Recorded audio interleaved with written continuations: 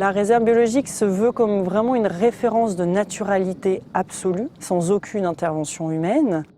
C'est aussi un formidable outil pour le gestionnaire qui gère des forêts plus traditionnellement, c'est-à-dire avec des coupes de bois, de la chasse, des travaux sylvicoles, qu'on va pouvoir améliorer en comprenant ces dynamiques naturelles comme un miroir. La réserve biologique, c'est un miroir pour nous.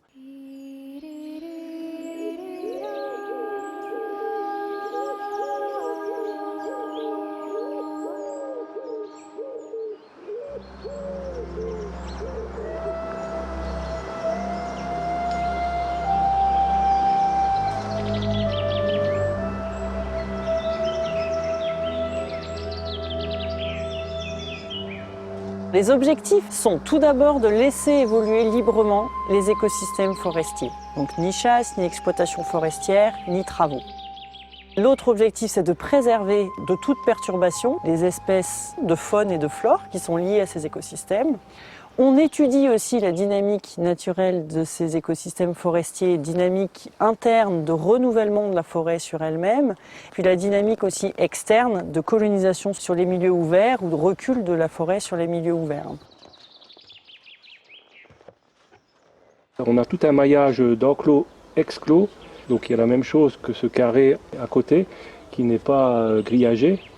Et donc ça nous permet de voir la pression des grands herbivores sur la régénération, de savoir si vraiment la forêt est en équilibre par rapport aux cerfs, aux chevreuils, un peu le chamois aussi. Donc on voit là la petite pousse de l'année là.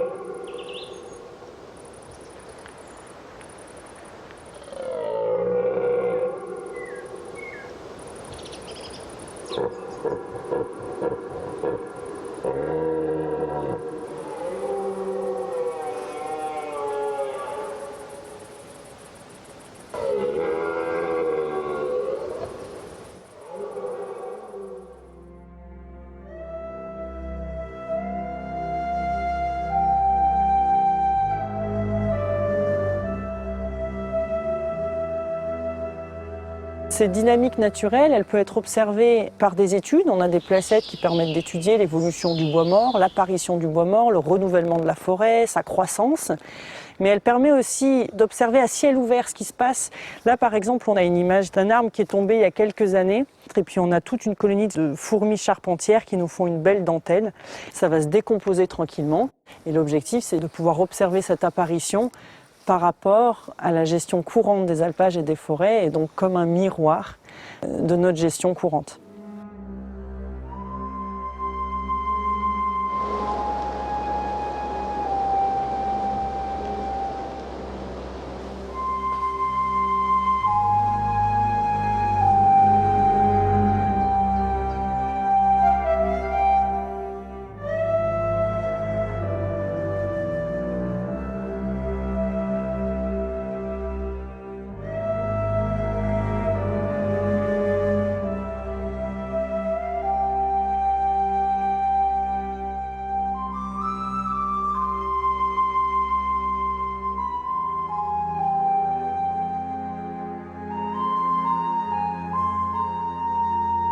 La réserve biologique intégrale du Vercors est bordée au sud par l'aiguille de la Britière, qui se dresse telle une sentinelle bienveillante au-dessus de la vallée. Le front ouest surplombe à mi-pente la douce vallée en forme d'auge de la Vernaison. Enfin, elle s'étire vers l'est sur toute la largeur de la réserve naturelle des hauts plateaux, jusqu'aux crêtes sommitales des rangs traversiers. L'ensemble constitue une vaste étendue de plus de 2000 hectares, un espace très peu modifié par l'homme. Elle est recouverte par une forêt subnaturelle, composée d'essences indigènes. La réserve intégrale a été créée en 2009, mais les 2/3 de sa surface n'ont pas été exploités depuis plus de 50 ans. On y trouve des arbres séculaires, âgés parfois de plusieurs siècles, et aussi de nombreux bois morts, propices au développement des insectes saproxyliques, favorisant la régénération de la forêt. Chaque espèce, végétale ou animale, contribue à l'équilibre du milieu et à la bonne santé de ces écosystèmes.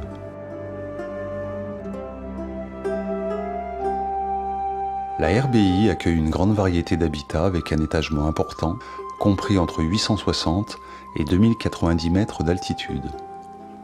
Ces 5 étages de végétation, représentatifs des territoires de montagne, portent des noms aux consonances évocatrices. Chênaies pubescentes, hêtraies sapinières, pessières, pinèdes accrochées, enfin pelouses alpines et rochers. Une faune discrète mais bien présente peuple ces bois, à bien des égards exceptionnels.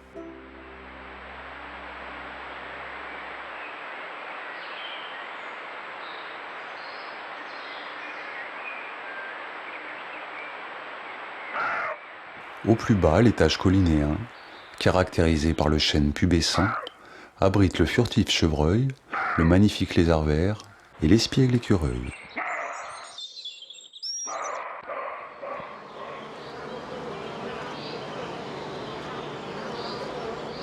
Un couple d'aigles royales, symbole ultime de la puissance du sauvage et garant d'une grande qualité de la biodiversité, vient tout juste d'installer son aire dans une falaise inaccessible.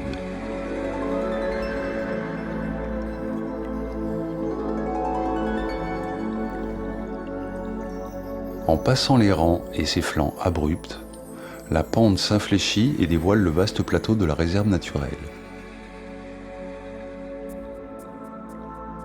C'est l'étage montagnard avec sa forêt mixte de hêtres et de sapins, humide et sombre.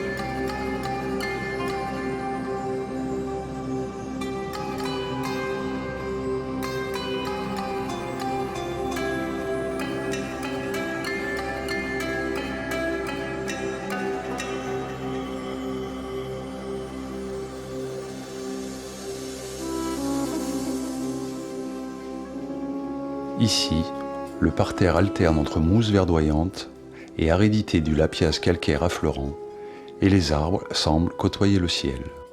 Je reviens toujours pas là, de la hauteur des arbres là, dans ces pots, là, dans ces courbes. Là, il fait plus de 30 mètres de haut.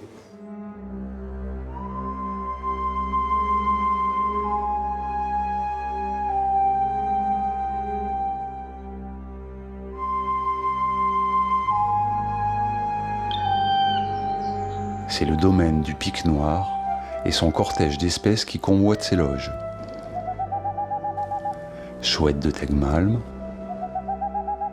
martres, chauves-souris. Discrète, silencieuse, avec son plumage aux couleurs d'écorce et de feuilles mortes, la gélinote des bois se faufile à couvert dans les sous-bois et lisières des clairières.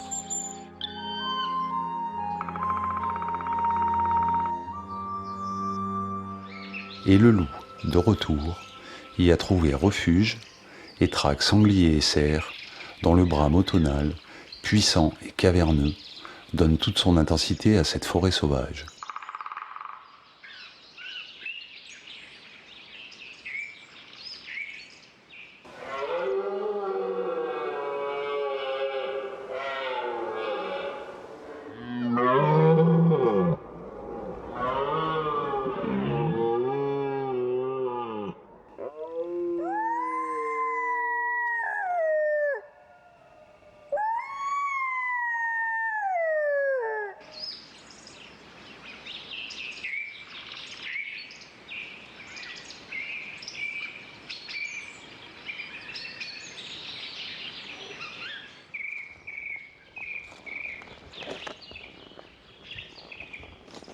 Nous effectuons un suivi de la faune sauvage avec donc des pièges photos.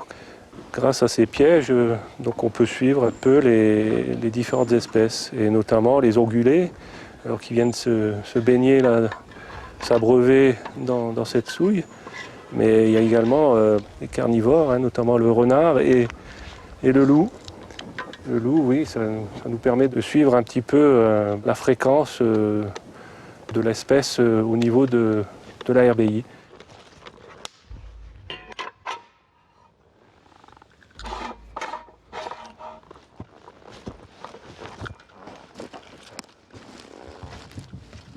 Là, je mets une petite étiquette là, qui indique que c'est l'ONF qui effectue ce suivi.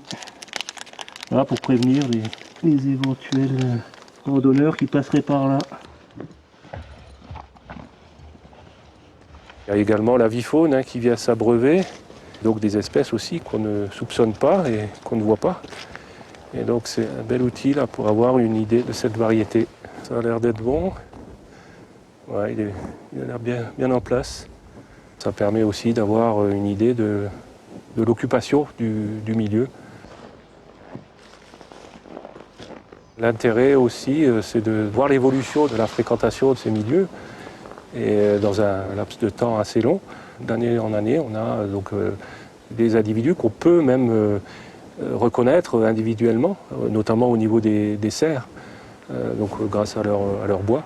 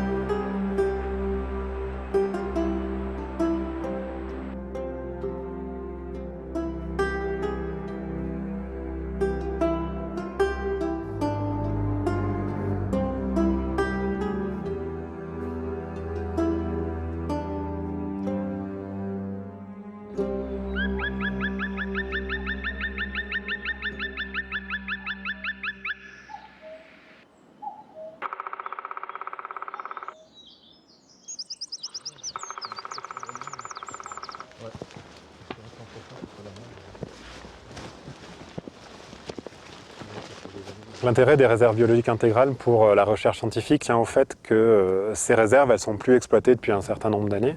Ça permet d'observer en fait une dynamique naturelle en dehors de cette exploitation. Il y a des arbres qui poussent, il y a des arbres qui meurent, et ça c'est le support d'une biodiversité spécifique. Des champignons, des mousses, des lichens, des insectes. Et on peut regarder quels sont les éléments de structure qui vont influencer la biodiversité et comparer avec des zones qui sont exploitées. Et du coup, si on identifie que tel ou tel élément est favorable, on pourra, dans les zones exploitées, favoriser ces éléments-là, au moins les conserver, et puis avoir un support de diversité, y compris en maintenant de l'exploitation. Et en fait, le travail que vous avez fait, le recensement de 130 arbres sur l'ensemble de la réserve intégrale, c'est un travail qui est hyper précieux parce qu'il va nous permettre de monter un plan d'échantillonnage sur ces arbres à cavité-là. Donc vous avez étudié la chouette de Tangma. Nous, on va aller regarder d'autres espèces, par exemple des champignons, des insectes. On va regarder l'influence sur d'autres oiseaux de la présence de ces cavités. Donc à la fois la collaboration chercheur-gestionnaire, elle permet ça, de bénéficier d'inventaires à large échelle. Et puis je pense qu'elle vous sert aussi, vous, gestionnaire, pour développer vos connaissances et puis alimenter une certaine forme de gestion qui soit plus proche de la biodiversité. Il y a une plume là. Ouais. Il y a des Qui vole un peu. Donc du coup la chouette, vu qu'elle n'est pas là, on va pouvoir aller vérifier la hauteur de chaque trou de la loge pour pouvoir prendre ses mesures. On va aller jusqu'à 11 en gros, max. Ouais, c'est ça.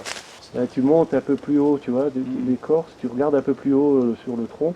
On effectue un inventaire donc, des arbres à cavité de pic noir sur quasiment toute la RBI, donc ce qui conditionne le pic noir. Ici, c'est plutôt la présence du hêtre. Un demi-hêtre bois moyen.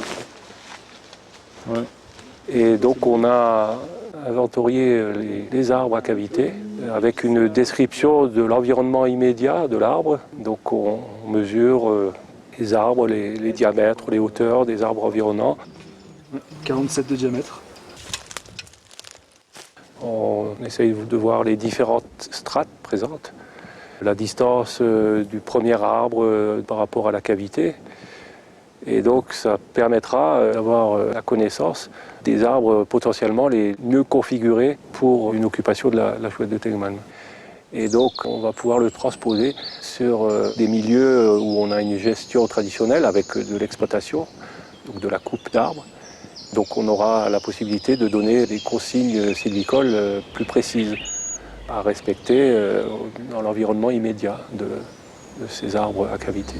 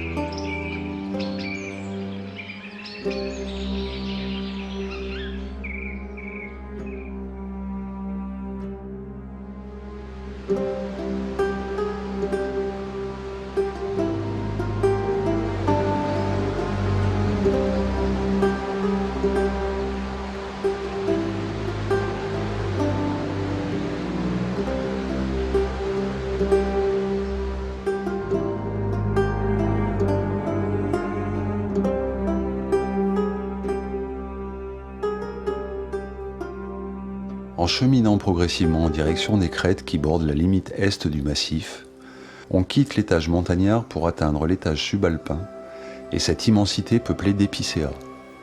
C'est la Pessière d'altitude, avec ses airs de taïga froide des pays nordiques.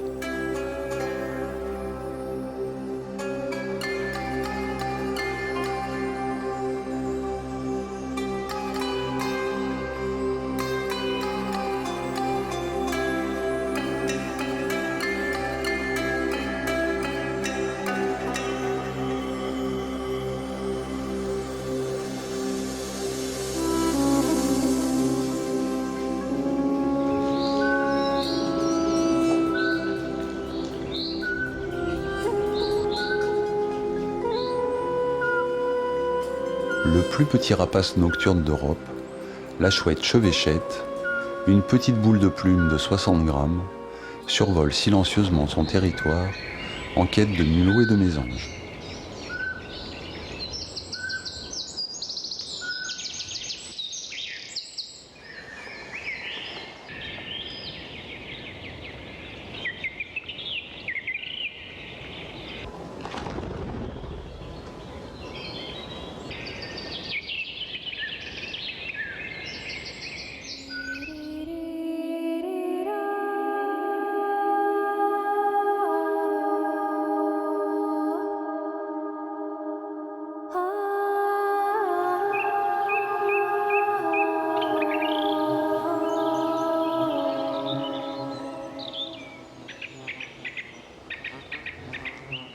Au beau jour, le regard est ébloui, dans ces sous-bois et clairières, par les abondantes fleurs multicolores, complices de nombreux insectes. Ici, le papillon Apollon et le lys martagon illuminent le prébois.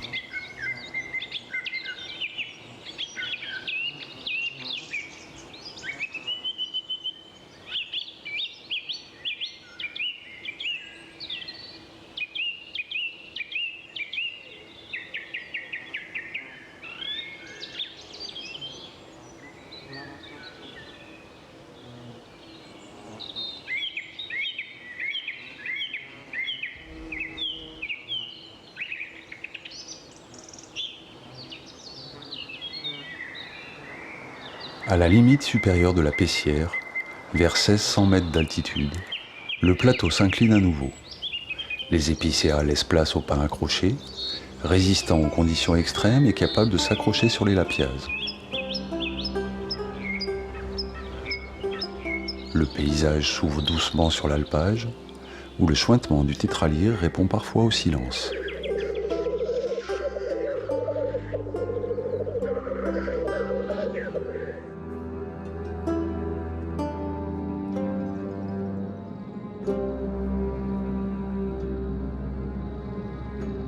En grimpant vers les sommets, venteux et froids, blocs et rochers se mêlent aux rares pelouses. Ici, les êtres vivants doivent s'adapter pour survivre.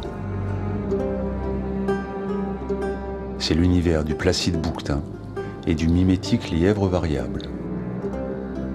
Vautours et corvidés survolent fréquemment la ligne de crête en quête de nourriture.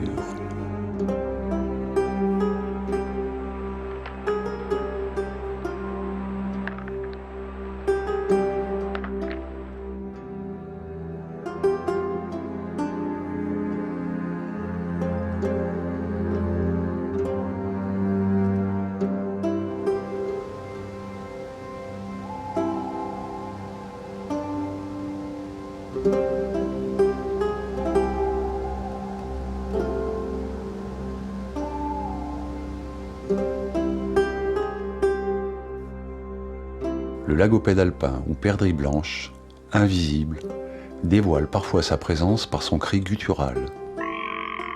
Relique glaciaire, il fréquente les crêtes rocheuses d'altitude, mais pour combien de temps encore ?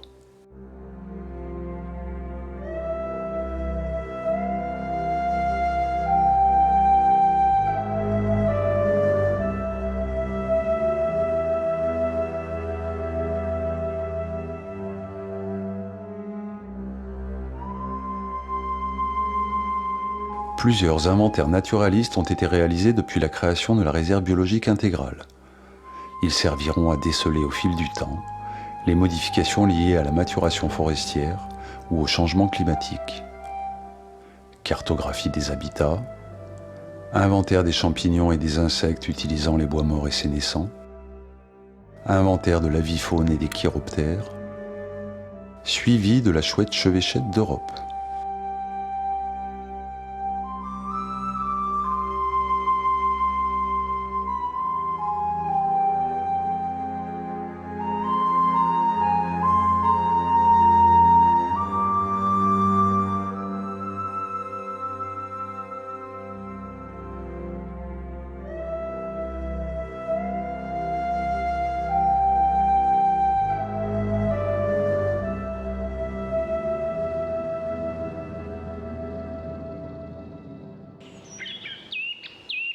Depuis une grosse dizaine d'années, on a fait évidemment beaucoup de choses déjà sur la réserve biologique, mais pour rester dans cette dynamique, on a pas mal d'études qui sont prévues et à venir. On a toute l'étude des sols et du sous-sol, avec le réseau hydrique souterrain, le milieu karstique vraiment propre au milieu du Vercors. On a un panel d'études sur des espèces de faune et de flore, et puis on a aussi toutes les études liées au changement climatique, et donc voir l'évolution, le comportement des espèces végétales et animales. Donc c'est évidemment très intéressant pour les générations futures d'avoir des sanctuaires comme ça, pour nous permettre de comprendre ces processus naturels qui se déroulent indépendamment de nous, d'en tirer le meilleur avec une grande souplesse et humilité, et de pouvoir respecter ainsi les équilibres naturels dans nos activités humaines.